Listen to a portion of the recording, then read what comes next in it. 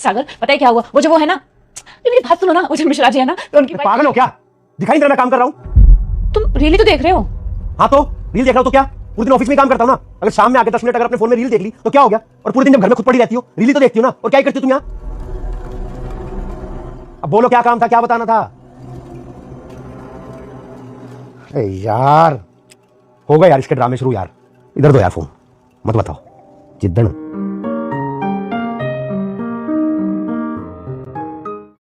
ये लो। क्या ये, और तुम्हें फेंक क्यों रहे हो? ये साड़ी तुम्हारे लिए, अपनी माँ को फोन पर बता रही थी ना कि माँ मैंने तो अभी तक एक भी साड़ी नहीं ली है। तुम्हारे को बहुत शौक है ना अपने घर वालों के आगे मेरी बेइज्जती करने का। मैं कहां से कैसे पैसे कमा रहा हूं तुम्हें कोई फर्क नहीं पड़ता, बस तुम्हें तो इस बात का दुख है कि तुम एक नई साड़ी नहीं ले पा रही हो, और वो दुख तुम्हें सबको बताना है, खासकर तुम्हारे घर वालों को, है ना? तुम ऐसे क्यों बोल रहे हो? हाँ, मैंने किसी के सामने तुम्हारी बेइज्जती नहीं की है सागर, मैं अपनी माँ से बात कर रही थी बस। अरे सब समझता हूं मैं, पागल नहीं हूं दिमाग से, समझ में आ गई? जब खुद पैसे कमाती ना उस दिन पता लग जाता कि पैसे कैसे आते और कैसे नहीं।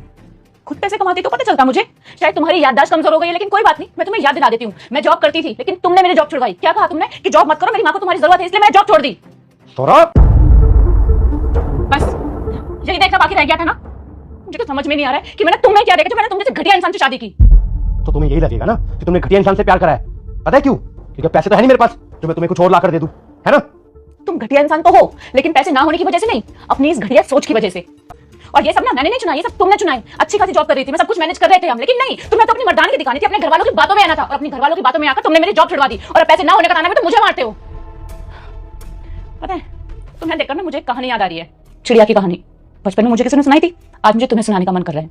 एक चिड़िया थी, उसे खेत में एक पुतले से प्यार हो गया था, वो उससे बहुत प्यार करने लगी थी। बाकी सारे पक्षी उस पुतले से बहुत डरते थे, लेकिन वो चिड़िया कभी नहीं डरती थी, वो वहीं जाके आराम करती थी। बाकी सारे पक्षी उससे डरते थे, तो चिड़िया को लगता था वो पुतला उन सबको उससे बचाता है। एक दिन बहुत तेज आंधी आई, वो चिड़िया खुद को बचाने के लिए उस पुतले के अंदर जाकर छुप गई। उसे लगा वो उसे बचा लेगा, वो अपने हाथ मोड़ेगा, लेकिन ऐसा नहीं हुआ।